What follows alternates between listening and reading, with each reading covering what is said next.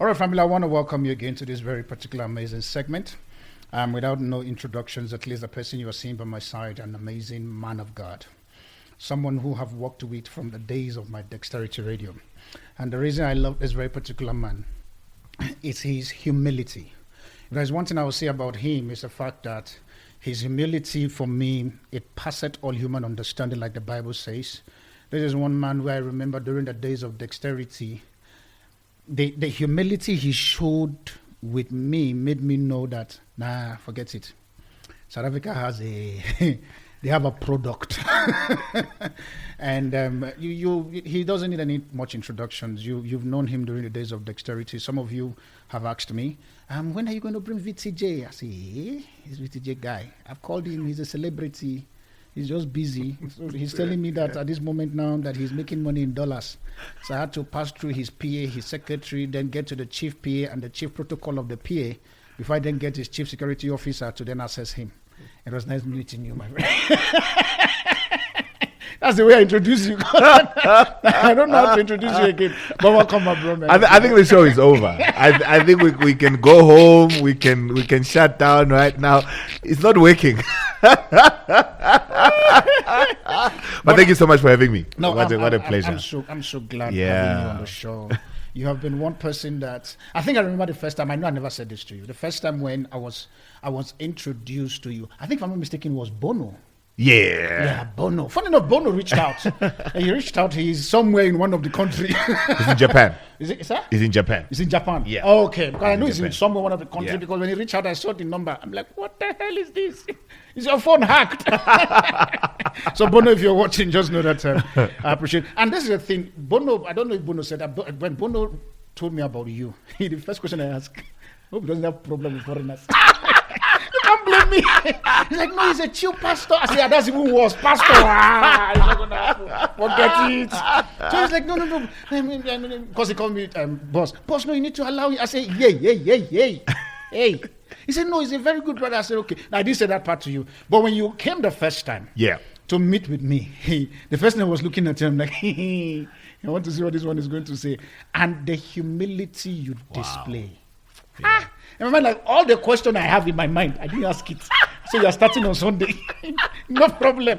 Because for me, that really says a lot of things about us as Africans. Yeah, true. As we begin to get to the conversations that we have for today, what make you, because this is my personal question I want to ask you, what make you get to that point where humility just precedes you? There's this joy. Even my wife likes saying it. And when my wife cracked joke about it, I'm like, thank God I married you before you meet V.T.J. Thank God I married me. It's like, no, he's just calm, he's just gentle, and without no apology. My wife actually said, no, by the time Dexterity is coming back, one person that is coming back is V.T.J. He said, no, that one we can deliberate. But V.T.J is not deliberation, he's coming. So I laughed and stuff. So what makes you as an African for you to be able to put that thing as humility in front of you? Man, I think kudos to first and foremost my parents. I think they did quite a good job of raising us up to be humble but people. You're very passionate. I've said I want to meet your dad. You've never. Yes. Guys, No. It's going to happen. I'm saying it on the mic so they know that's not my fault. His father is one of the fathers of faith. But I did invite you. You remember you were unwell. No, you invited me. Then you now said to me that he's going to be available. You see, we're exposing it here. It's okay, in the morning, yeah. You now said to me that you invited me for evening. Yes. And you now said to me that it's going to be available in the morning. Yeah. Evening. So you changed the thing. And you say, okay, I but in all humility, I accept it's my fault. You have to accept because you're a guy of humility. I've just talked about humility now. What's the issue? Even though it's my fault, you can't say it. But I think they did a good job of raising us. But you come to a place of consciousness. Okay. You honestly come to a place of choosing which path you undertake. And I think for me, the inspiration of just being humble is that everybody has got something they can input inside of you. Everybody has got something they can lead you to. I mean, the scriptures tell us that study the ways of the ant. You know, elephants can go and study ants. Yeah. And you can miss what is your portion just because you are too proud to be able to just listen to what somebody else. And I think everybody has got something that they can input into your life to make you better. But we've seen children who grows with parents and you wonder, oh boy, who did this to you? Yeah, it's an area of choice. You get to a place where you grow up, not necessarily matured, because matured is a different terminology altogether. You grow up to a place where you need to now make the choice. Do I want to intentionally become this type of a person, or do I want to become this type of a person? At what stage do you grow up? Look, I think it's different from everybody to everybody. It happens at different times of the numerical age. Okay. But I think for me, around 15, 16, I'd already decided this is the person I want to become. Are you sure your father is not in Nigeria? 100%. He's not a Nigerian. He's not a Nigerian. You see how fast he defended his father? How do you know? When He's soft when he speaks. He's not loud. I think officially now the show This is part over. must be edited. Officially now the show is over. Guys, I'll see you on the next episode. He just threw the jab. Like he's like, he's soft when he speaks. So we are loud. Is that what you're saying? But another thing also for me is the fact that your ability for you to blend. I don't know about any other things, but I've seen you with your relationship with me, and also with what others have also said about you that I know. Even some few Nigerians who have come in contact with you, that your ability for you to blend with other nationalities. Yes. How did you arrive at that place, knowing too well that we have a country, we're in a country where Maradia Kwerekweres, they must go back to their country. True. How did you get there? Look, I think on that point of decision making, it's also to decide that let me find the value from this person. Despite whatever disastrous or whatever things you have heard and notions you've heard. And I think the challenge is also the fact that we also choose to experience people through other people's lenses. And that is wrong. Wow. That is a disaster. Please say it again, because I don't know. I don't want to rewind it. We always choose to experience people through other people's lenses. Wow. In other words, we take what Darlington says about Ghanaians as the ultimate truth. And it's not. You need to get to a place where you literally experience those people for yourself and you draw out value in At that. least it should be like Eve, eat the apple. You get what I'm saying? Get your own experience of that. And once you get your own experience, people can convince you out of theory. People can convince you out of many things. But nobody can convince you out of experience. True. When your feet got wet in that ocean, you will know that the ocean can get your feet wet. Nobody can tell you otherwise. So what was the experience you've gotten by being with, I'll use the word foreigners, because an African. Man, like so much, eh? Okay. If I was to give me the good case part. in point. Give me the bad part. Let's start with the bad one first. Look, the bad no, it's part. okay. We be free, you know. The bad part I've hit already initially is the first time I met, some of the guys from West Africa and North Africa. I thought, what amount of volume is that? The phone is right next to you. You speak like you are fighting. You speak like you are at war. And it took me. No, honestly, it took me a while to like. Why is this guy shouting? And I remember I had to ask one of the guys. I said, "Who are you talking to?" My mother. I said, "You speak to your mother like that?" When my mother calls, I have to take a certain pose. I have to sit down. I have to, But it was one of those things. It's on a lighter note, on a lighter note. And I think also the second thing that might have been a bad experience was also at times you find, and it's not common, especially foreigners that are outside of our country, within outside of our continent rather, within the confines of Europe and all of that stuff. There's no sense of humility that really comes or that precedes their presence. There's always a sense of I'm higher and I'm better. And sometimes it's very subtle. If you don't pick it up, you won't see it. If you're not cautious about it, you won't see it. And you see it often with expectation that it should be you doing this for me, not me doing this for you, type of a thing. And I realized along those lines that as much as those few things that we're talking about that are bad, there's definitely something good. True. There's definitely, you just need to look for it and not sit back and think that this is the totality of a person. If you were to park a 3 million rand Bugatti or a 3 million rand Rolls Royce, if you are looking for something bad, you will find it. Obviously. But similar, if you're looking for something good, you will find it. And you must put the effort to look for something good. And that's me and my experience with foreigners of outside of our land. I'm like, one of the things I love about. You keep saying outside of our land. It looks as if there is a notion of you not believing. I choose to think like that. Yeah. You can correct me. Sure. There's a notion of you not believing that for the fact that you are not in our continent, I mean, you are not in, no, I'm trying to paraphrase it properly. You keep saying outside of our land. I choose to believe that the reason why you're saying that is because everyone that is in this continent should not be ascribed as a foreigner because we're in our own motherland. Because I keep hearing you say that. If I'm wrong, please correct me. Yeah, no. It's a great interpretation of what I'm actually really be hitting on. Because I mean, if we're to look at the history of our people, I mean, I'm Venda speaking. I'm a Venda man by origins, and I'm Chivenda. But if you look at our, you're from Nigeria now. There we go. You see, if you look at our descendants to come down here, you realize you love me. I just choose to believe. You will realize that we were never supposed to be separate. We were never supposed to be a people bordered within the confines of whatever. But here is what would take place: is that in order to be able, and it's what we're still fighting even today, to fight this notion that we're not the same people. Meanwhile, we actually are. We're supposed to be sitting and be brothers. And here's my geographical argument that everybody can be able to pick up. It's beginning to get interesting. Now, that's where we turn. If America can be as big as it is, and it's called one country, why can't Africa be as big as it is and be called one country? We must ask ourselves that question. Because if we are to become as big as we are and as united as we should be, the things we can do will be uncounted. It cannot be numbered. It cannot be put into numbers. If we were to become together, and here's a classical example, again, almost like a geographical example. Rivers are formed by streams, and oceans are formed by rivers.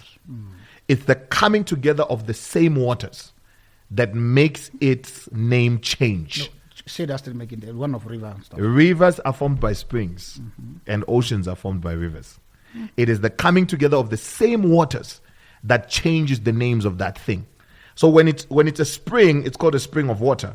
When it's a river, it's the same waters. It's just that now they're becoming collective. They begin to change the narrative of the nature around them. When it comes into the ocean, it's many rivers coming together, and they're now called an ocean. And that is the mentality we're supposed to possess, especially when we're on the AfriOne show as well. That's the mentality we're supposed to possess. If I was to think of myself as your brother and you were to think of me as my brother, what we would do would be amazing. You know, for the first time, guys, I'm quite looking at him for him to just talk, because he looks as if he's the show host. Okay. Like he's just embodying this very particular show. And I'm like, just keep talking. Okay. I think the reason why for me, it's quite interesting as you are busy building these very particular narratives, and that's exactly what we stand for. Yeah. It's for us to begin to have conversations that are very genuine, not conversations that are just gossip-oriented, and after then what. One of the things that I've said to people, I say, when you find critics definitely criticizing you or probably talking bad about you, is because they don't even operate at that very particular level 100%. Where you are. And so if they are criticizing you, then be grateful, because you are doing something that is much more important, and that's why they can't see you. And that's worth noticing, by the way. Thank you. You see, that was noticing. Yeah. Now, I've heard of a story, and choose correct me, about the Chivenda people, that, is it Paidies? Paidies, yeah. The Chivenda, the Paidi. The other one again, I'm forgetting you people. Tongas, yeah. Because I know there's these three people where an average South Africa believe that you guys are foreigners. You guys just find a way of just entering into the country. Because can you just help us arrange that narrative? Man. No, I've heard a lot of people, so don't get it twisted. I'm saying what I know. They said to me, they're like, Mara, you see Chivendas, you see Tongas, you see what's it called, Paidis. It's like, Mara, don't you see the way they talk like that? Those ones are not South Africa. Those ones, they are from somewhere. I'm like, okay, I'm going to find one person one time, and they, funny enough, if I'm not mistaken, one of the guests on the show actually once said it. Yeah, he's from, I think he's a petty guy. He also said the same thing. And so please, can you help me? No, man, we are full South Africans. We are full South Africans. Look, when you look at our demographics, and the latest census will also prove to you that, when you look at our demographics, you'll find, and I'll choose the Chivenda people or the Venda people, predominantly. You find we're a very small nation. We're a very small tribe, if you want to call it that. Very small in number. But what we then realized is our size might have brought us to being despised because of our small numbers. Right? And now you find that there's a attitude of constantly being, pursuing to make a mark in whatever space that one might find themselves in. You guys have a blood like a Xhosa people. Just believe that you guys are hustlers. No. I said with all humility. Yeah. Like, honestly speaking, we will and I'll give it a pure example. It's not even a joke. If there are people that can speak many languages in this country, are called Chivenda people. Wow. Or Venda people, not Chivenda people. They speak most languages. Yeah, they speak most languages, but why is it that most people find it very difficult to speak your language? It's literally exposure. It's literally exposure, number one. Number two, it might be willingness. If Joburg was Venda, people would speak to Venda.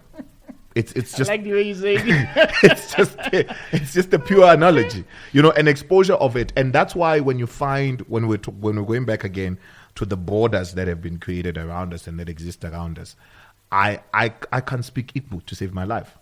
I can't, but it's lack of exposure. In fact, I shouldn't even say I can't. I should just say I don't, because I can. If I was to find myself in that space, exposed to that moment, I would be like, fitting in just what do you hand in think the is glove. causing people's mind not to be able to expose themselves to the reality of what Africa carries? Man, literally simple. We are living through Africa through other people's lenses. We are not walking in and experiencing it for ourselves. We are not walking in and saying, let me experience a Nigerian, let me experience a Ghanaian, let me experience a Burundian, let me experience anybody, Cote d'Ivoirean, anybody. Let me experience this person for myself. And you will find that once you experience somebody for yourself, you find your own self-value in that person. It does not need to be understood by everyone else. True. And that's the second tier of conversation. The second tier of conversation is that we want to be understood when we relate. You sound like my previous guest. Look, as if people in South Africa like first tiers and second tiers. What's the problem with first and second? Layers. We're people of layers. But I just think about first and second. I'm like, okay, what the hell is going on with these first and second people? Like, just say, leave first and second. We will join it somewhere. And that's the thing about you people. You like saying first, second. With Nigeria, just say we'll find it somewhere. Can we'll just find it somewhere. We'll know if it's you know when you're saying it as Nigerians and you're just saying it. You just say, in our minds, and as we receive it, we're putting it into layers. And we're numbering it. I think that's why South Africa structuring it. That's why South Africa, you guys are a country of systems. My country, we're a country of gra-gra. I mean, just move and find the systems. but yeah. I like the way we're having the conversations and going. But now, how do we then begin to, for those people who have a smaller mind, how do we then begin to deconstruct your mind? And that's why, for example, with AfriOne show, our part is to bring in South Africa. And I'm saying this because I have heard a lot of people, and I've also experienced it personally. Please, guys, like I said, I'm 15 years in this country. Give me my flower. I deserve it now. I deserve my flower. I've seen a lot of times where people say South Africans are not exposed, and that's why the whole issue of xenophobic attack and all of those very particular things are currently peddling. For example, I remember there was a particular group that sent me a particular message that is a boiling point of a xenophobic attack that is to happen between now and December. And literally it's going to start from Mahiken. I'm like, I started calling my guys right as I'm like, guys, if you know you have a friend in Joburg, start moving. Because I send them videos and stuff of what I'm currently seeing in that report. How do we then begin to deconstruct the minds of people that see guys? And hear me, one of the things I've noticed is not even about the ground guys. Yeah.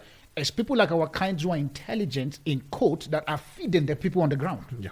How do we deal with those? I almost wanted to insult, then I remember I'm a pastor.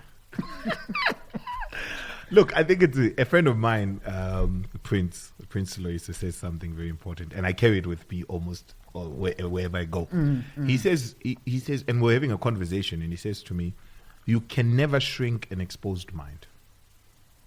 You can't take it back to its previous size. So when you expose a mind, it can't go back. It can't say, now I'm taking myself back. And one of the things we need to intentionally do, and I loved what Dr. Lucas was saying the other day on your show, that one of the things we need to be is to be intentional. When there is intention, we need to intentionally expose our people to the beauty and to the greatness and to the light. I won't even go to the darkness, because we have been deemed a dark continent. That's not true. I don't know who gave them that audacity to call us a dark continent. No. You will send America and ask you, do you know Kunta Kunte? I'm like, from where? You're like, no, from Kenya. He says in Kenya. I'm like, but dude, I said I stay in South Africa. Like, you think that Kenyans, it's like from here to the next street? It's not going to happen like that. We need to actually be intentional about now. Me and you need to be intentional about projecting the reality and the truths and the beauty of my brother from another nation or from another country or from another space. I need to be intentional about saying, when I package you and when you package me, you are packaging somebody who gives a narrative of excellence, a narrative of greatness, a narrative of beauty, all these other things that everybody else has decided to call us. We must change that narrative. Are you ready for you to be tagged as an AfriOne? Because your country at the moment, and permit me, like I said, they still struggle with the whole concept of AfriOne mindset, because if you are pushing this very particular narrative, it must be ready for you to do it alone. Literally. Do you think that you're ready? I'm chilled. I'm chilled with it. Like it's an easy, for me, it's an easy get going thing. It's not even a complicated thing. My wife Because you asked may me, lose contract. my wife asked me, she says to me, man, if you were to move to any country, where would you move to? I said, Kenya. Wow. And she says, So you're why? willing to relocate? I said, I love that place. I love the people. I love the land. And I enjoyed my stay there. It was not, well, do I need to learn the language? Yeah, I need to. Do I need to learn the... No, but I just remember, did you just say Kenya? Yeah. Why not Nigeria? I just remember now. Like, it's a lack of mind being exposed. I've never been to Nigeria. Okay, now I owe you one then. To be quite honest, I've never been. So you want to go there? If I was to relocate and say I want to permanently live somewhere, it's Kenya. Kenya, okay. But you want to visit Nigeria? Of course. Okay, family, you're watching currently. My pastor's in Nigeria. Please, I want you to invite him. I use the word pastor. He's a very good preacher. I've heard this man preach. Oh, my God. He's one of the preachers that will preach and literally he'll be backing somebody. I'm like... So when you know I watch your content, you know, he will back people. And when I'm thinking, the people you are backing, those people are heavy than you. He's a preacher that like demonstrating. You will see him with pulpit, carry this thing. I'm like, this guy should be acting movie. And not, and not so Nigeria, please invite him. Let him come and experience Nigeria so that he forgets about Kenya. I'm just partial. It's okay. It's my show. It's not AfriOne show with Afropolitan Apostle. It's my... So, I mean, ultimately, let's package each other right. Let's present the beauty of who we are. Let's take every piece of who we are and put it in the front and say, man, I had a great time in DRC. Those people are lovely. Those people are great. Do you think that we'll ever get to a point where these visas issues that is currently, because I know when you went to Kenya, you have to get a visa. Do you think that we'll ever, from what you were saying, we'll ever get to that point? We will, but I am worried at our pace of getting there. We will eventually get there, but the pace, the speed. There's this notions about the 2063 mandate that is currently from the African Trade Union, African Trade, whatever they call it. And I keep saying this on most of the shows that I have with different guests and stuff, that thing from where you are, from where the year we are currently from to that actualizing is going to be 40 years. Yeah. Add 40 years to your age. Do you think it's a reality? Man, that will be 75. If it is to be a reality, here is my notion. Okay. We've got great words on paper, but very little action. Say it again, because I need the AU president. We have got great words on paper, but very little action. If you were to ask me if that thing is possible, I would say yes. If people were to act timelessly, were to act speedily, were to act right. How? But don't you think 2063 is far, sir? No, I do. I don't even that I totally agree with you. But it might actually not even be far based on the fact of the mindset that we're dealing with. Yeah, literally. The mindset we're dealing with. The mindset of people we're dealing with is very, very difficult and very, very different. I say to you now, and I'm going to say it without unequivocally being afraid of anything like that. The problem becomes when the stomach becomes the head and the head sits in the stomach position. That's what show closed. Say it again and say it slowly. When the stomach becomes the head and the head sits where the stomach sits. And that's exactly what is currently happening. That's where the problem is going to be. That's what. If I was to sit here and ask, and I'm going to be very blunt, right? It's a space that allows us for that. It's got AfriOne. So it's not AfriOne. It's Afri. Right? We might be sitting in a position where, when we look at Rwanda, for an example, the amount of work they have done to get where they are, they have their own faults. They're not perfect. We all do. Nigeria has a lot of faults. You know what I'm saying? Lot. We've got a lot of faults, but when Rwanda has done what it has done and pivoted its economy to where it has pivoted it too, we might wake up the next morning and say, I want to move to Rwanda. There's a lot of opportunities there, right? Okay, good. There's a lot of opportunities there. Perfect. Great. Wonderful. But if we were to do 2063 and get it right, the question we must ask is, how will Rwanda teach us what it did so that we are all on par and there is an unbalanced approach to this land of ours? And I would say the land of ours, I mean the entire continent. That none will feel that I need to move to Nigeria for better opportunities. What exists in Nigeria also exists here. And I see it coming to birth. It won't happen all at once. Yes, true. True. But how do I now take the blueprint of my success and say, here it is, let's make the road easier for you? If there's something that fathers need to make sure of, is that their sons don't repeat the same mistakes they made. But we're currently struggling with fathers accepting the fact that Oh, we, the children, we also have a bit of a common sense. How do we address that? Still on the African side, because for on sure. the part 2, definitely we'll do the other settlement. But We've got a challenge, man. We've got honestly a challenge. I think we are too informed as a young generation. so it's a fault now. No, it's not our fault. We have a contribution. When you said We- it, no, look as if we have fault. No, we have a contribution to this matter. Okay. Right? If there's anything that we can do to resolve an issue between two people or two generations or two sectors, is the first point of departure is taking responsibility for our contribution into where we are. Yeah. We feel we are too informed to listen. Right? Listen to the fathers? Yeah, they feel they're too experienced to listen. So it's a struggle now of intergenerational issues. No, wait. You are going too far. Remember Yeah. I say you are the show host. I'm the guest. For the first time, I agree. We are too informed. We are too informed to listen. They are too experienced to listen. Wow. So now there's a conflict. Yes. There's this point here that's causing tension. It's a tension point that says, I'm not going to listen to you because I've walked this journey for far too long. I'm not going to listen to you because I know too much. I know better than you. While I'm sitting here, I can control that camera without me going to it. Yeah. I know better than you. You know, and we must understand that knowing is not better than experience. And yet again, I want to say experience is also not better than knowing. Hell, like I said, guys, it's the shows of this very particular show. So I think you need to announce the break now. So that announce the break. Guys, thank you so much for joining us. We're going to get onto the next segment of the AfriOne show. Please tag a friend. Let somebody know that the show is good and it's awesome. We're going to get into the next one with our guest, Darlington Steve, right here. Thank you so much for inviting me on the show. We'll see you on the segment. We'll be talking about, he'll be asking me a lot of questions. So. All right, family, welcome again to the second segment of the show. And this is still AfriOne show, where it's all about unity, it's all about innovation, it's all about elevating one another. I know for many of you, you've been interested, you are very much interested as I am and excited knowing to you that V.T.J is saying all of this. But I keep calling you V.T.J, but people may not know your full name. No, when I pronounce your full name, I saw you showing off somewhere. Now I showed off somewhere, but I just want them to know that I said it correctly. No, you did. I You did say it The correctly. Vugarahawe, Timothy James Masakona. Those are my names. Vugarahawe Masakona. My wife likes saying to me, like, how do you pronounce the vendor? It's just interesting. I think it's part of the thing you were talking about in terms of exploring. Yes. When I meet people who are South African, the only part I struggle to pronounce is the click. Like, for example, I say Kosa, my wife was like, I say, leave it alone. Yeah. I married you.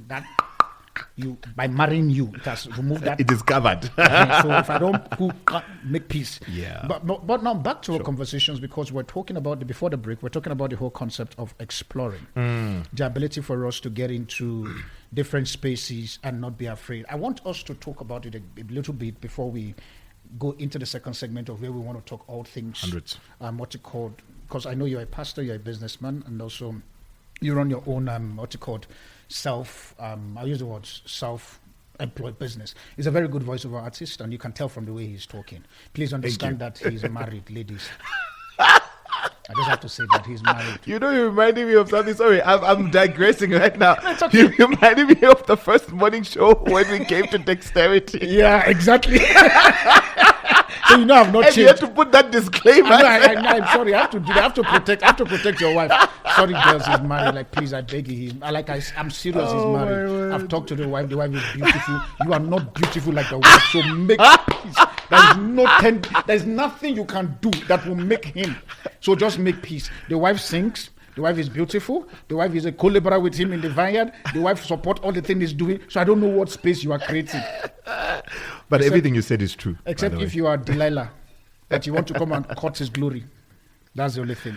But now back to the conversations we're talking about. Sure. How do we get the people's mind to be exposed to understand that for the fact that you are here in South Africa, or you are in Congo, or you are in Nigeria, or you are in Tanzania, there is more to us than what we allow the Western world to say to us? I want to start off by saying not every loud voice is right. I think I've already forgotten that he's a show host. It's okay. It's important for us to start from there. And the reason why I'm saying that is because we have found ourselves thinking that the loudest in the classroom is the leader.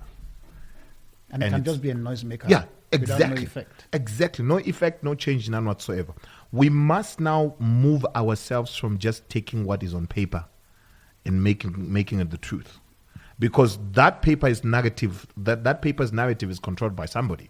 Somebody has decided this is not worth being in the front page. This is worth being in the front page. We don't want this. We don't want that. We want this. We want that.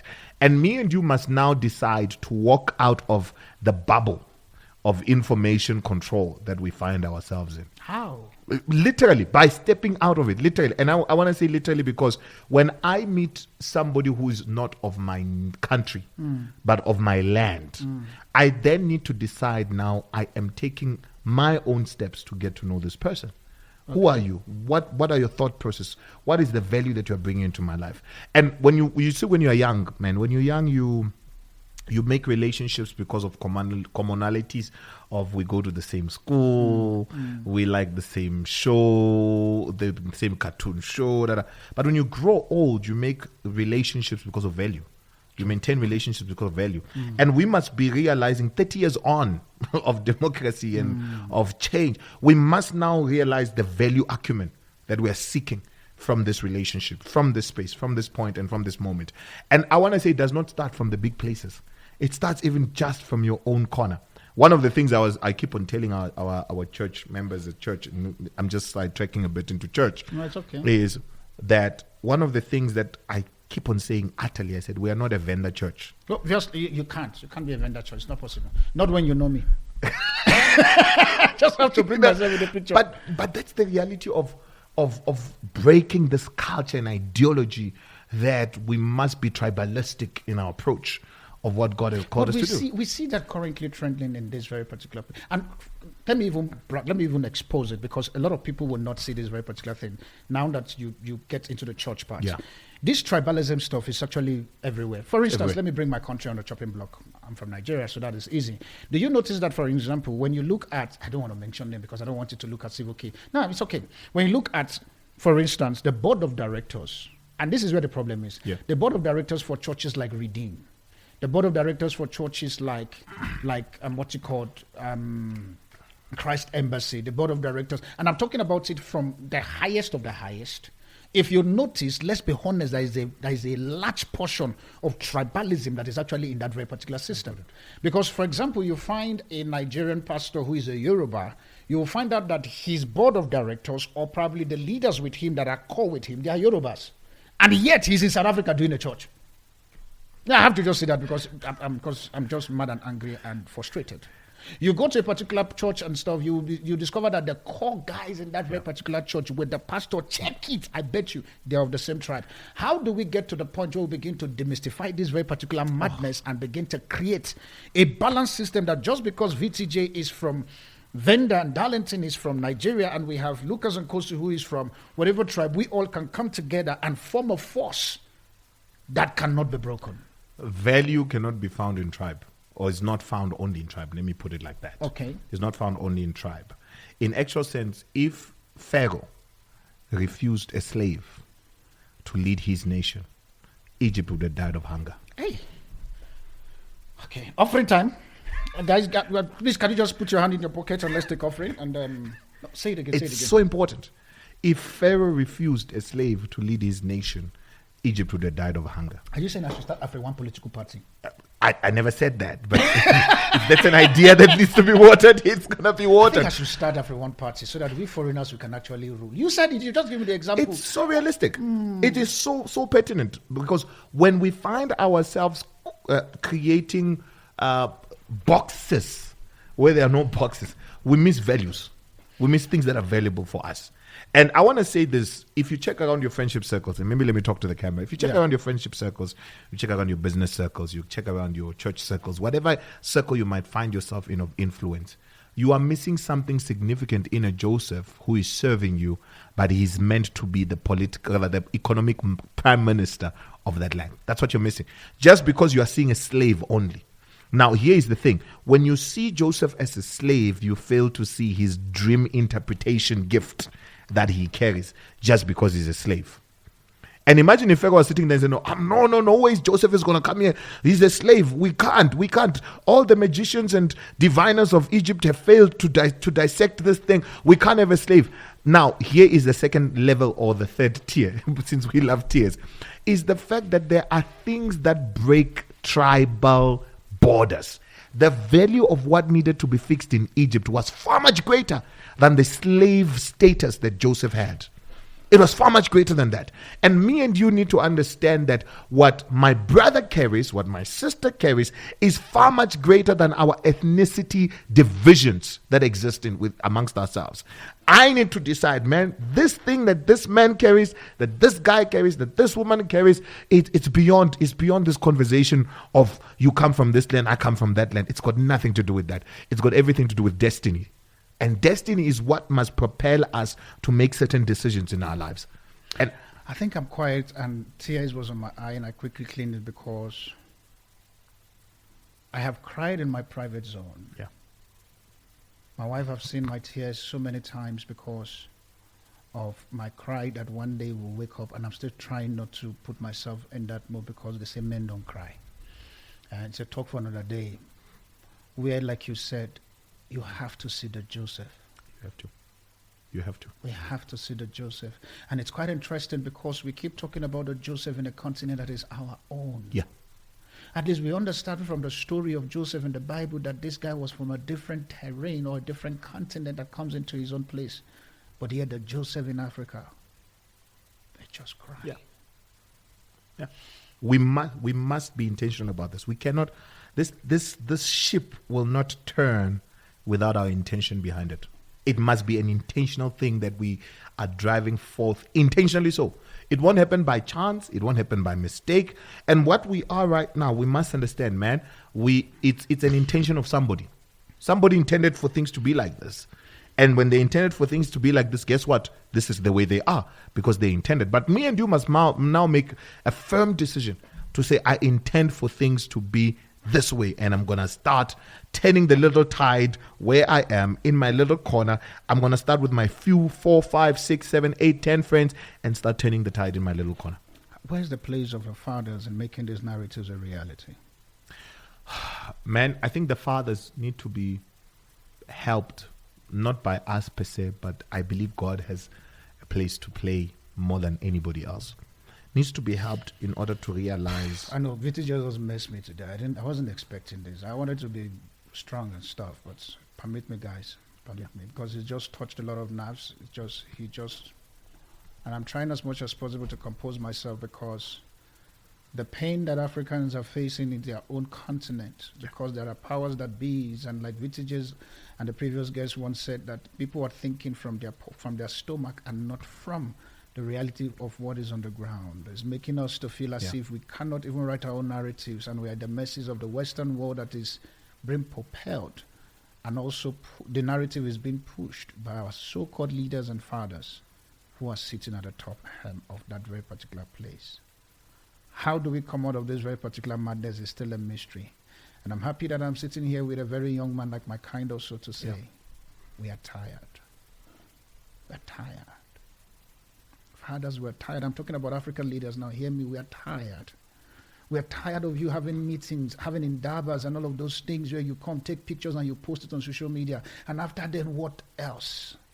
The next thing you do is the fact that you fly from Africa, you go to a different country, a different continent entirely to go and discuss African issue. You take pictures and you post it on social media. They pay you $1,000 per day for you, who they are paying salary. And yet you think that it's going to just be normal conversations again with our generations. Where do we call it a quit? Where do we say it is over? Where do we say enough is enough? Do you believe, my dear brother, that it's a right time for us to fight for the one Africa, or there is still a much time for us to still play? What do you think? That the time is long overdue. It's long overdue. And I'll say it, directly and say that when I've been put in a lineage or in a generation of people, sometimes my job is only to plant, not to eat the fruits. My job is to work the land and go. I'm not called to eat the fruits. The fruits are meant for the next generation or for the generation But after. we find leaders who are not even thinking about even planting at all, not even talk of finding a way of the fruit. How? Oh my God. You know, they tell you that, and this is one of the things that is even, I'll bring my country into the picture. They tell you that the future of the country belongs to the youth, and literally you check out all the cabinet and everything sitting there, you can't find 50% of the youth. And they still tell you that the future belongs to the youth. What do you want to say to the leaders currently now looking at the screen, that narrative they are pushing, that the future belongs to the youth, and you find, I'm almost wanted to insult, and I remember I'm a pastor. You find this very particular old man sitting there, and yet you look at the minister of youth. He's literally 86 years old, and he's the minister of youth. You find the science and technology, what you call minister, and he's actually 92 years old. You find the communication minister, he's literally 60-something years old, and yet they still say the future belongs to the youth. Help me talk to my people. If there's something I love about your church, first and foremost, is the name. Platform Church. And if there's something that we need to realize is it is a disgrace to me as a father if my daughter at my age is fighting the demons that I fought at my age. It is a disgrace to me as a father. If my daughter does not start better than where I started, it is a disgrace. In actual sense, I must sit there and ask myself, how am I creating a platform for her to be able to start? We've got, unfortunately, a bad culture or a bad habit. A bad habit of reacting to death and not preparing for death. True. We are reactors. We are so disastrous when it comes to that. You know, we are constantly there. We are constantly there, you know, preparing every other thing. But this particular point, we don't want to prepare, because my question to you as a leader, my question to me as a leader as well, my question to us as leaders in our different spheres of influence, when you depart, can what you began continue without you? You know, this statement you said, I remember I was talking to a particular friend of mine, and I said this thing to him unapologetically. I wasn't afraid if my permit to be removed from the system. I was ready. I told him, I said, see guys, I'm at a space whereby, for example, you guys can't threaten me with deportation anymore. You can't. Like really? It's not that my country rejected me. And I was saying to him, I said, see, if we do not come together and begin to fight the narratives that our next generation, like you say, would be able to see something to uphold, I said, you'll be so shocked that this generation will fight it anyhow, and it will be at your very presence that this generation will fight it, and it will be a shame to you that you had the opportunity for you to do and to change the narrative, but you never changed it. It must be a shame. Then look at what he said to me. Yeah. He said, not in my watch. A leader, sir. Yeah. I entered my car, I drove up. I paid the bill, obviously, and I drove him, because I'm like, there's nothing I can say. Because I get to a particular point. You know, you said something at the previous segment where you were talking about the leaders and stuff, and how the leaders can mirror a particular narratives that the young generation can carry. Yeah. Now, I think you were talking about that place where you mentioned about I've forgotten how friction. you used the friction, where you says the fathers doesn't want to hear the sons, and the sons doesn't want to hear the fathers. That's the way you quote that quote. The sons have got the information, they've got the knowledge, and the fathers don't want to listen to the information. You see why I say this? The sons, the fathers have got the experience, and the sons don't want to listen to the experience. I'm happy you bring that statement back, because this is what happened. Yeah. I don't know if you remember Adara days. Yeah, I remember. You don't want me to tell it. Adara needs a day for me to unwind what happened 5 years ago. Sure. But to cut the long story short, I remember I sat with a particular father, and the man looked at me. I went to meet him for sponsors, because apparently I think I was one of the big sponsors in which I need to make that very particular thing a reality. And the father looked at me and said to me, he says, I want you to understand that this dream of Africa will never work. And he looked at me and he says to me, I'm 69 years old. I pursued African agenda for 65. Thank God that my brother was able to be smart to save money. The remaining 4 years of what I have is what the money you see in my hand now is somebody called my brother who saved for me. You see, and now you are coming to push the narrative of Africa. Say, forget it's not going to happen. And this is what he said to me. I am not going to invest on that very particular thing. And he has the money. After then, I did not know what to say. I made peace. To cut a long story short, his daughter right now is pushing an AfriOne agenda in Kenya. His daughter. His daughter. I sat down, I looked at him, I almost wanted to call him. I'm like, Nemesis is very good, especially when it happens in front of you. You know, there's this one where he said to happen to your children's children, which means the father would have been long dead, but this one is happening to you like this. I'm saying this because until we get to the point where we begin to construct a new narratives, and this is the question that I want to ask you, how do we, as our generations, I remember the previous guest in which I have, who happened to be Dr. Lucas, he gave us his own idea and stuff in terms of education and stuff. Sure. But as much as, yes, I agree with that, we still have enough educations that I believe that our generations were exposed to. Yeah. Because the truth of it is the fact that even Paul the Apostle in the Bible, he said that I may know him. So which means information is not holistic. There are parts of it you can have. From what we have right now, what can we do? Man, if there is a blessed generation in terms of access to the world and beyond, is our generation as we sit right now. Yes, sir. In the history of what we look at when it comes to generations that have passed. Number one, we should now realize that it does not need to start big for it to be impactful. It does not need to start big for it to be impactful. Now I understand why we start AfriOne show. Yeah. it literally does No, not. but on a serious note, before you continue, I just want to say a big thank you to every of you who have subscribed thus far to AfriOne show. It's quite crazy as to how the numbers is growing. I don't know you all, but hear me from the depth of my heart. Like V.T.J just said, it doesn't need to become big for it to be impactful. Sometimes I wake up in the morning and I see the amount of people that have subscribed and I'm wondering, who is advertising for us? Like, who is the advertiser? Then I remember, no, there's a marketing manager that I did not employ, but decided to take this an agenda. His name is called Jesus. Yeah. But hear me, family, thank you. Send it to your loved ones. Tell them there is a narrative that we're pursuing. And this narrative is actually sponsored by a young man like my kind. You see the part? And I'm happy that we have people who are fathers also who have been on this very particular platform who still believe on the AfriOne narratives. Yeah.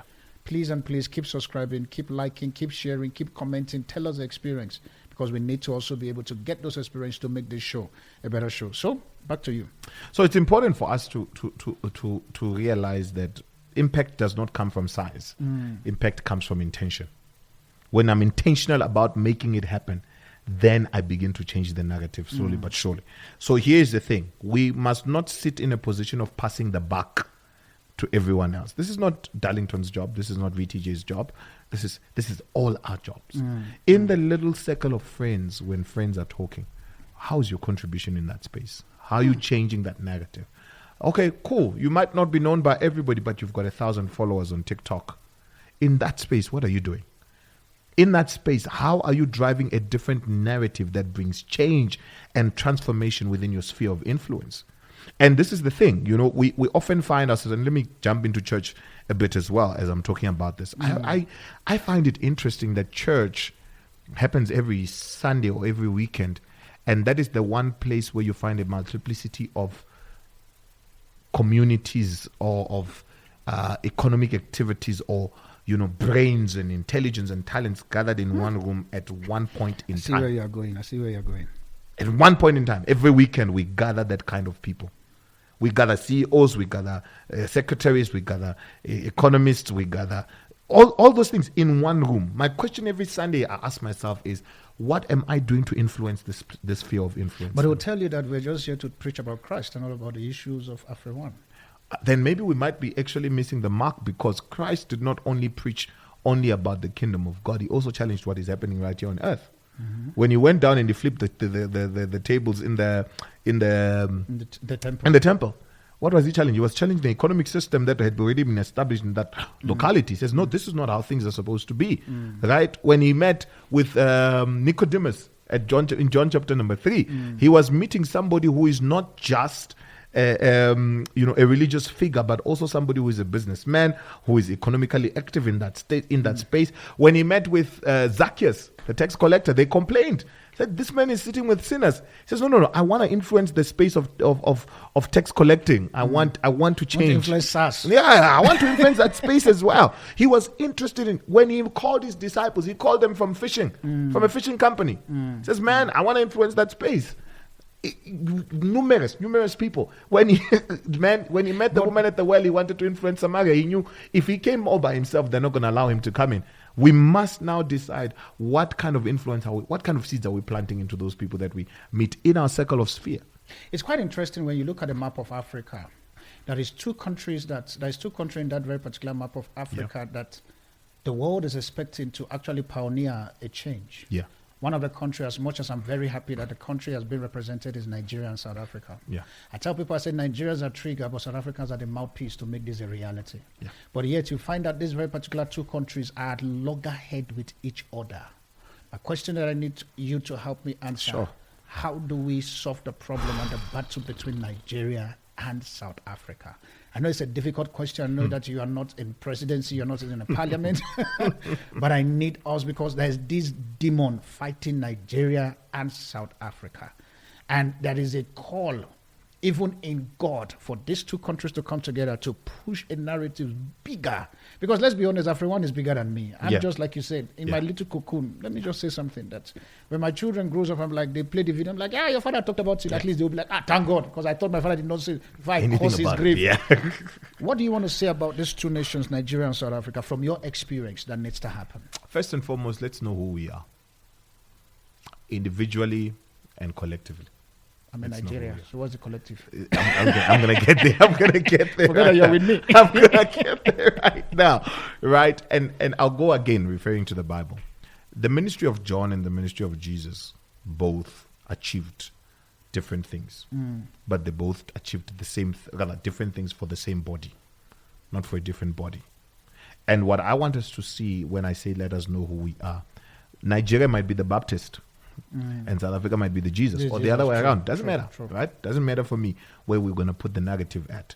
But if each one of us takes our individual roles and begin to pioneer, if there's something that you guys have that I covet, is the courage to pioneer into any space. Somebody once said, and this is a joke, but it's real. Somebody says, if you go to a country and you don't find a Nigerian, get out. That country is not working. They're not serious. They're not serious about life.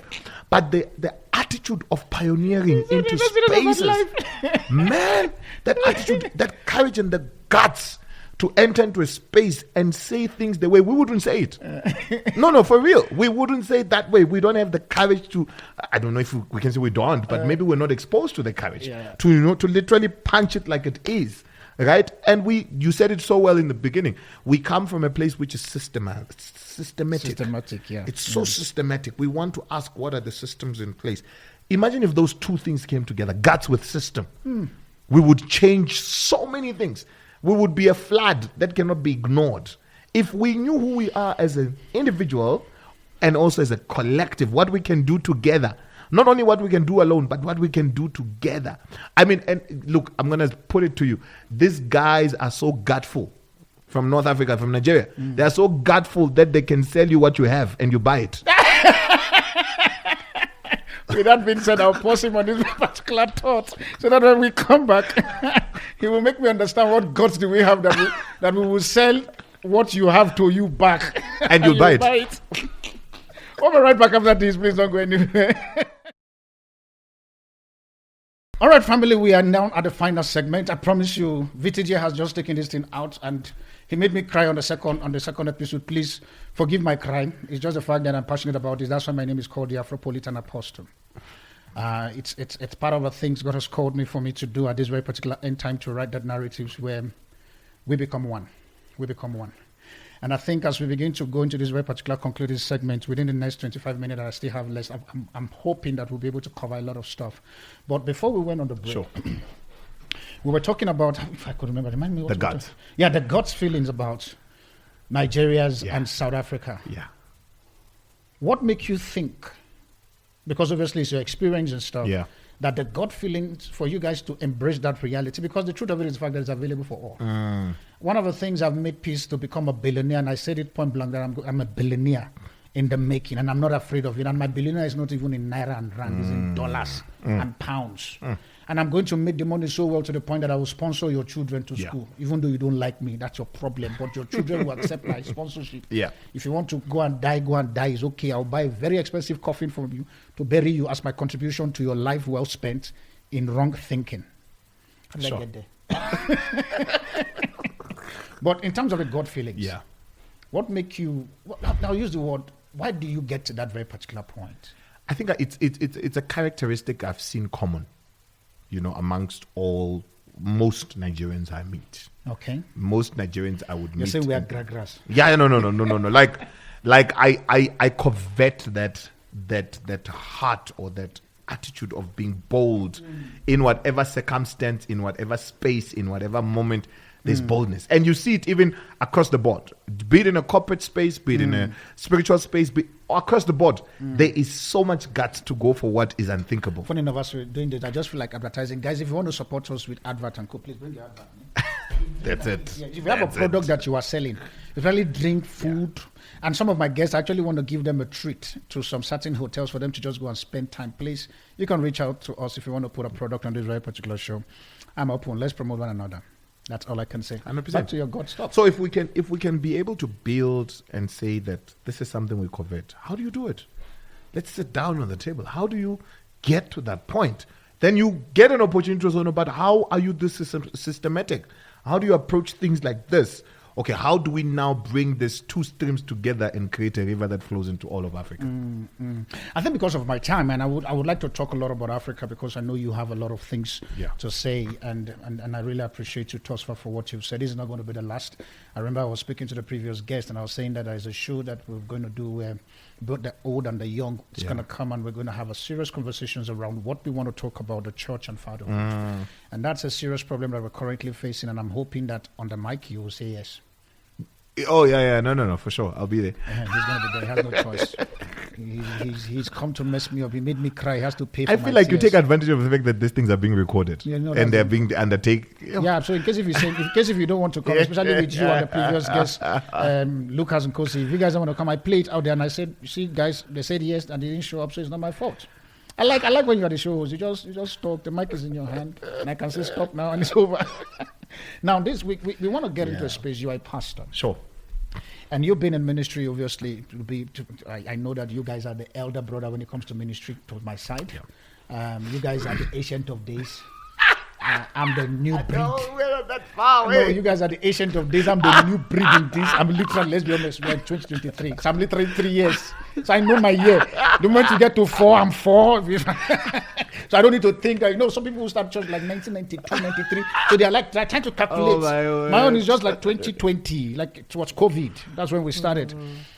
How has it been within your church circle when you find Africans who are pastors like your kind that are struggling to accept this mindset of all those Africans pastors? We need to come together. I think there are missed opportunities and there are missed spaces of influence that one can be able to enter into. Tell them. And I'm going to go back to Joseph again. I love that story. But here is Joseph, ne? No, I love him. Are you sure one of your child is not Joseph? No, not yet. Also, there's a Joseph coming. Not yet. But he's Look as if he's telling the wife, like, not yet. That sounds like wife, not yet. Here's the thing I want us to carry. Yes, Joseph did not get to his place of purpose all by himself. But there's just this fight between foreign pastors in South Africa that I don't know who is sponsoring it. Maybe because it's your country, you can tell me. I don't know. I can't tell you who's sponsoring it. But when I'm going back to this point, you'll realize that Jacob, who is the father of Joseph, is the son of Isaac, who is the son of Abraham. Yeah. Now, if you look at that, you'll realize that the Ishmaelites, whom when Isaac was born and he was raised up to be the son whom the father loves, Hagar and Ishmael were not exactly in the great books. They were even chased out of the house and all of that. So there was that's the problem. Yeah. So there was a development of friction between Ishmael and Isaac. Yeah. But the lineage of Ishmael is the one that had the transportation for the lineage of Isaac to get to its destiny. I see. Had it not been for the Ishmaelites who bought Joseph when he was being sold by his brothers, he would not have gotten to Egypt. And this is why I'm talking about missed opportunities, missed seasons. Offering time. There's a place I can't get to but be transported by the one I don't necessarily like. No, guys, I'll be very honest. I've never seen it that way for the first time. That's the That reality. the Ishmaelite transportation was actually guaranteed the fulfillment of Joseph's dream. So the Ishmaelites I will had preach that preaching and I will not give you the no credit. problem. I will not give you the credit. It's in the Bible. The Ishmaelites had what Israel did not have at the time. Wow. And there's a pastor who has what I don't have. He might not even come from this country. He might come from Nigeria, he might come from Ghana, he might come from anywhere. There are people that do not have what I have, and I must embrace it. Do you believe that South African pastors and the foreign pastors that are here should collaborate? Because I know you may say all these things, but I've heard people that are like, yeah, no, but here they are saying all those things, but do they believe about that narrative? No, for sure. I believe they should. We're sitting here. Yeah? You They know. will say maybe I paid you to be on this show. No. Guys, nothing. It was free, nothing. And Even you when I drove go, far, Pretoria. yeah, I won't get anything, right? I'll go back to Dexterity Days as well. Yeah, exactly. Every Sunday morning, we're doing a show from Pretoria, and then after the show, we go back. Nothing. There's no problem. There's no issues. But what we must realize is the purpose of the fact that Ishmael is not there to destroy me all the time. Ishmael is not jealousing my purpose all the time. And, Ishmael is actually transporting me to where I should go and where I should be. And the Bible says those guys were traders. Yeah. They were traders. They went and they sold Joseph to his next destination. They sold him to Pharaoh and said, no, we've got this one. Can we sell him to you? They were good at trading. But do you think that the church have a clear understanding about the trading and the economic system that works in Babylon that we can actually take advantage of? There's so much missing. I can tell you right now, there's so much I'm happy missing. you're saying it, because that's why I think even the previous guest also said the same thing. No. Because I need us to tell this truth, so that when we go back to our pulpit, we'll literally begin to address the issue and stop being this heavily minded and earthly useless. No, there's so much missing. And what is missing is also the fact that you must understand, and this is the issue, within the church space. We often cascade influence you know I'm to the laughing at the pulpit. fact that he's a pastor and I'm a pastor and we're very comfortable talking about this, but that's our reality that we can No, talk it's a about. reality. It's a reality, right?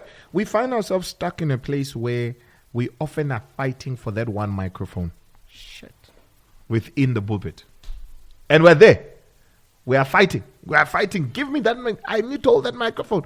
The space of influence where you can be an accountant pastor or a pastor accountant within your sector of influence. But are we, the Bible says to some he gave apostles, to some he gave, teachers, prophets, evangelists. all of that he gave for the equipping of the saints. For the doing of the work. Now, the question is, when I'm there, am I equipping the saint that is an accountant to go and do the work? Or you're equipping your pocket. Let's not run away from it. I hear you. I hear you. It's a reality.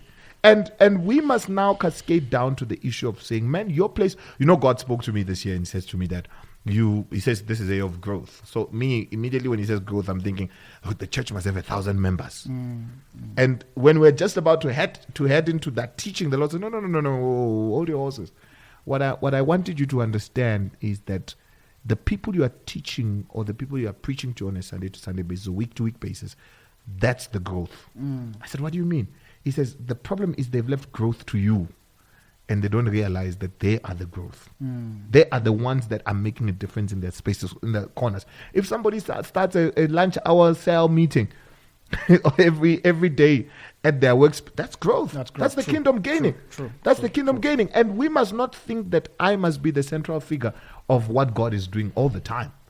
But there's this mindset that it's my church, it's my system, I'm not going to be allowed for things to come and penetrate what God has said to me, but yet we're losing grounds in the market. We're losing grounds. How do we address that mindset of it's my mindset? If it was mine and needed to remain mine all the entire time, then Jesus should not have died and left and sat at the right hand of the Father. A story is told. At least you hear him said so, not me. No, it's written in the scriptures, right? Peter goes and sits in the fire, and when Jesus was arrested, goes and sits in the fire. And I want us to look at that thing.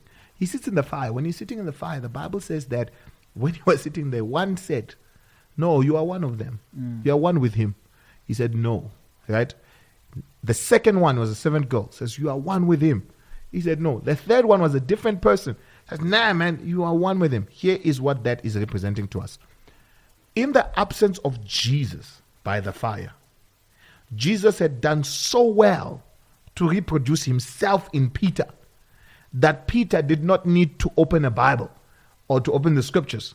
He just needed to sit by the fire. He was such a good producer of himself that Peter did not need to say nothing. People would just know that you are one of them. You are one of them. And if there's a comfort that gave Jesus, for lack of a better word, I don't have a better word than comfort. If there's something that gave Jesus comfort to leave this earth and go and sit at the right hand of the Father, is that he knows he has done enough to produce in 3.5 years what he will continue expounding. He'll continue growing. Look at us now. How many years later, we are still on Jesus. He did such a proper job of reproducing himself that he did not need to be there physically for that thing to continue. And here is the thing. If it is mine and it is all mine, then it's going to die when I go. And this is what's happening literally in the continent abroad and everything. We don't have succession. We are not seeing our successors literally. No. And we think they'll be made when we're gone. By who? Because you are the one that... Jesus says, follow me and I will make you. First, he says, when I leave, I've made. So how come we don't find fathers? Because now you're taking me to the place. How come we don't find... And I'm not generalizing. Sure. But how come we don't find a large full of fathers who are making sons? Oh, man. It is sad. And it goes back to the point that I was raising earlier. That I must sit in a position where, as I am, I must realize that I might not eat the fruit. I might not eat the fruit. I might not be like. But it's quite interesting, sir, where we find your likes of John G. Lake, your likes of Tia Osborne, your likes of this father, Billy Graham and co, who I'm not going to say that they didn't experience the pain of sons disappointing them, but they were willing to pour out. Yeah. Now, those are, for lack of a better word, those are grandfathers. Yes. Or great-grandfathers, depending on where anybody will be seeing you and I now. Yeah. But how come the one that we have ahead of us, who we're literally looking up to for them to extend the batons, and yet they are sitting with the batons and says, they'll figure it out when... A pastor tells me, I forgot who, but if I remember, I'll tell you the name. But he's sharing in a platform. And he says, one of the things that you realize with the handing over of the baton in a relay race is that the runner who's receiving the baton does not start running when they have the baton. They also run. They start running before the baton gets to them. Right. In other words, this person... Yeah, this Let me person... turn my mic again. When I turn, you're looking for my trouble. This person must start running before you reach to them. In other words, this is an opportunity for you to make yourself and instill principles in this person before they take over the entire race. But we get a problem where we've got that fathers are currently in a serious pain that, why are you running? I promise you, they have told it to my face, me. So it's not even if it's South African thing now. I'm talking about, sir, they've said it to my face. I remember by the time I get into ministry full time, people ask me point blank and say to me, what is wrong with you? Yeah. Like, I saw you want to tell me that. The reason why, when I do this very particular show and stuff, I use this very particular set. Yeah. People don't understand I'm going to say this set for the first time. It's because when we paused dexterity, because I'm happy that you guys are here, when we paused dexterity, there is this very particular notion that went out, and this was coming from pastors, that says to me that the reason why Darlington stopped dexterity is because he sold his equipment to go and get married. So Darlington is not even pursuing the fact of doing his business anymore. He wants to now be packed and be cushioned by a South African girl. Oh, my friend, when that statement happened, doctor, when I took my time to understand what God has called me, the mandate, because for me, when I got the call, I said, God, you can't just phone my number, don't tell me a message. I must hear what you are saying. I'm not going to sound like Pastor V.T.J. Never. V.T.J. is good at his job. I'm not going to go there and be a photocopy of a good origin. He can carry people and preach. I am not going to carry people. And then you now give me a mandate of rest. When we now start, I remember the first thing I did was to put a set. If you remember my online that time, that I was preaching as well, is to send a message to let them understand. You said I sold it. The same people who said I sold equipment to marry wife were the same people who come up. We didn't know that God called you. We are seeing the hand of God upon your life. And I just laugh. How do we now begin to find a way of mending? Because you are a son, and I've been saying that I want to meet your dad because I've seen, for strangers, I don't know what magic your father created in you that I need to just draw from him. And I'm saying this on air, because if you're going to show your dad, to let him know that this very particular Nigeria who believe that you're in Nigeria. Tell him that I'm convinced, I promise you. I bet you when we finish talking, we'll call your father, we'll tell you that, no, I'm from Nigeria, I'm from Kogi State. I've seen how the relationship between you and your dad, and this is not just about biological. Because I've seen sons who are not doing ministry with their father. Yeah. Let's be honest, the big one we know popular, the Jakes family. Yeah. The two firstborn, which is a twin, they're not there. It's Sarah and the last one, I think Sarah and the second to the last, that are there. How do we begin to mend this very particular thing between father and son? And I like this relay stuff you talk about where fathers don't find it very comfortable. And we sons, because we need to also air our points. Yeah. We sons, when the father sees us that we're running with our bat, we expecting to receive the baton. They want us to stop, pack, come and sit with them, and for them to test us to be able to know if the baton is right for us to take. So here is the thing, and I want to take it back to the last point or the last part of the point you were raising as well. Yeah. Why would you include me in the race if I can't run? You have called me here because I can run. So why is running a problem? Because you want to duplicate yourself in me, and when you find out that I am not agreeing to your duplicate, there's a problem. Yeah. And you've got to see now in that same analogy, and I'm going to answer your question now. In that same analogy of the relay race, we don't start the same place. True. We are not positioned in the same place. I see. In actual sense, when there is no one to receive the baton, everything falls apart. True. And this is where when people die because they've reproduced nothing after themselves, everything dies with them. Systems, everything goes with them. And this is the danger of building organizations or ministries or, platforms around giftings and not around systems and not teaching people that this is how you do this 1, 2, 3, 4, 5, 6, 7, 8. How do we bridge ministry around giftings? A gift, and not systems, right? So how do we bridge the gap? We must come and now sit and I love a place of starting from contributory factors. How did you make this become what it is? None of us is innocent. True. Both the fathers and the sons. Not guilty. All of us are guilty Yes, to guilty. the core. We are all wearing orange with Tommies. We are guilty to the core. And if we were to start from that particular, when you do that, when I come to you and we have a difference amongst, that's why the Bible says, if you are giving and you realize that your brother has something against you, not you have something against your brother, your brother has soming against you, leave your gift, go. I like the fact they say leave it at the altar. Yeah, don't carry don't. No, leave it. Put the gift, leave your money. We are pastors. And go and leave the gift first. Go and sort it out with your brother, right? And this is the thing. Not everything justified is right. 100%. We don't have to find ourselves saying, because you've wronged me, I'm not going to come to you because you've wronged me. No. What I'm seeing is beyond this wrong here. This error that has happened here is minute. Don't make me cry in the name of Jesus. My brother, the error that has happened there is a small thing compared to the big thing that we're supposed to do. So I must go and kneel before my father and say, man, it's an error. Let's fix it. Let's go. What I then create is an atmosphere where the one who has erred seeing the one who has been erred on coming and saying, man, let's sort this out.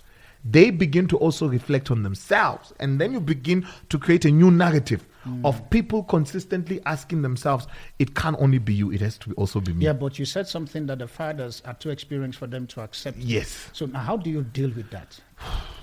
I was actually having a chat with somebody, and somebody was saying to me that, and I'll say it publicly, and somebody was saying to me, you are still a young pastor. Wow. I said, okay. That's where you sit again. Yeah, like, no. I you know that turn that you make? No, we do that turn. I said, when did you start pastoring? No. Well, I started when I was your age. Oh, okay. You started when you were my age, but I'm still a young pastor.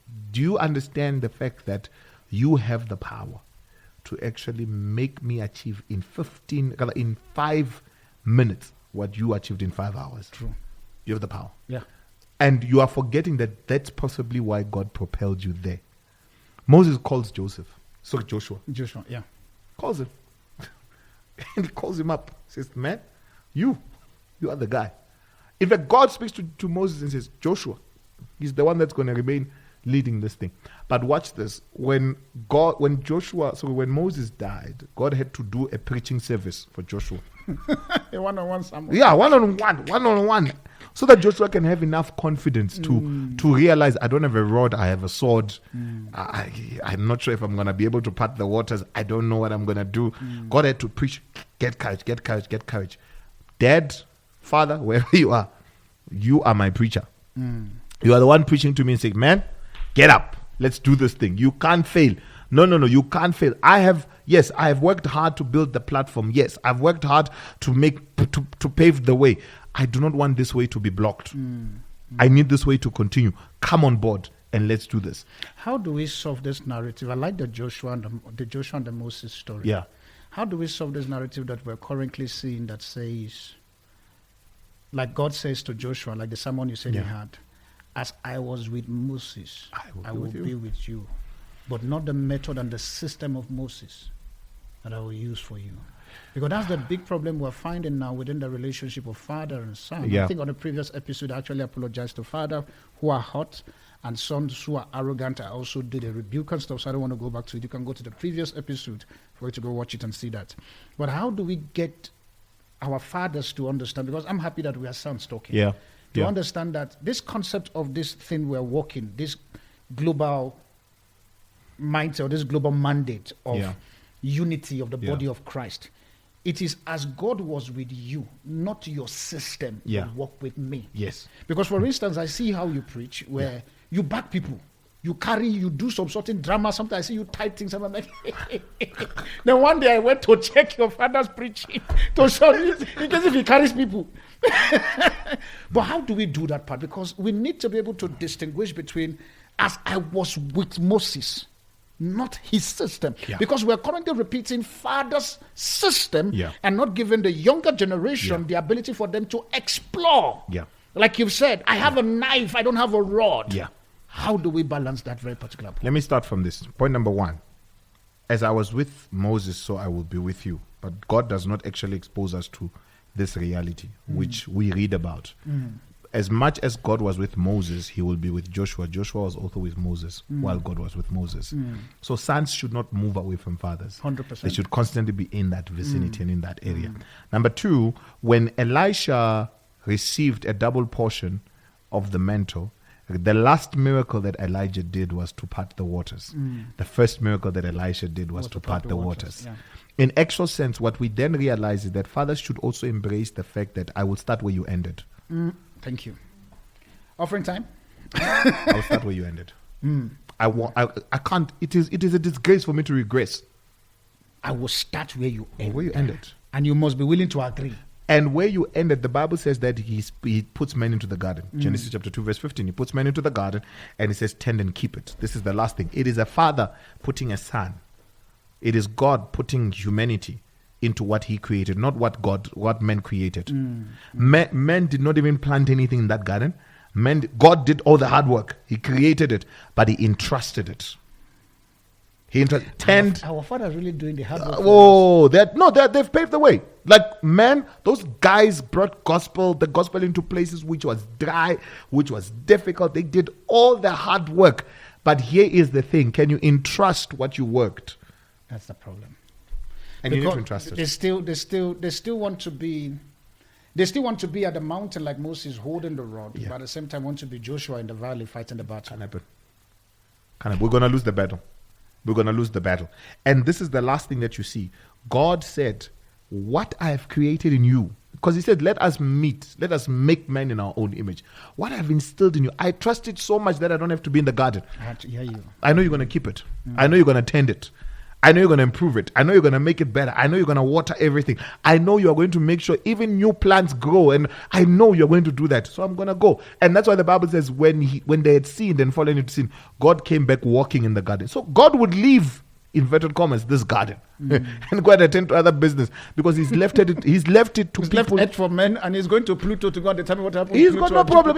He's got no problem. He's got no issues, none whatsoever. And here is the thing: we must be, and I'm not saying this from an easy perspective because I'm not that kind of a father, or I'm not that father. But we must be able to realize that there is a point where I need to hand over this garden and say, "Do it while I'm still here." And that's for me. You see that statement? That is what I'm crying for. Can fathers begin to see their successors while they're still here? No, while they are still alive, not when they are dead. Yeah. Not when they are And that's why we've got fights, we've got all these shootings, we've got all these things happening. Because shooting is another day talk. Maybe it's a part 2 of this conversation. we've got all these things happening because you are not there to see it through. You know, I want to continue. I keep pressing this thing. Just the fact that we've come to the end of this very particular broadcast. And I've already asked him the country he wants to visit. He says Kenyans, and I've called my Nigerians to bring him on board so that he can be able to experience Nigeria and forget about Kenya. It's just my personal selfishness. Okay. Kenya is a good country. I'm planning to visit Kenya also. I like what I'm seeing in Kenya. Kenyan and Uganda, funny enough. Yeah. I want to visit those very particular. Not to stay. I've made peace. South Africa is my hometown. I was saying to my mom the other day, we were talking. She says, no. It was even yesterday. We were talking, and she says, no. When you come to Nigeria, I want you to stay 1 month. I say, Mama, is a lie. I say, if I stay beyond 2 weeks, you will admit me. And my doctor is in South Africa. Her name is called Dr. Nikki. She's white. So you can't. I've made peace that South Africa is my hometown, Nigeria is my village. But friend, hear me. I just want to say thank you. Awesome. Thank you so much. You are a brother for me that I know that anytime I could call, even in your busyness and as a celebrity. Because at the moment you sit there, you're a celebrity. My friend, I embrace it. Don't be afraid of all these church people that like pretending. You are a celeb. Say it. I'm a celeb. I'm a celebrity. Say it in Nigeria. I'm a celeb. I'm a celeb. Exactly. You're a celeb. When you sit there, forget you're a celeb. But I just want to thank you for coming to the show. Yeah. I really appreciate you. And as a brother during Dexterity Days and still trending with me. I remember he called me one time. When is Dexterity starting? Mama, I'm like, bruh, what's the problem now? Can you leave me alone? When God called Dexterity, were you there?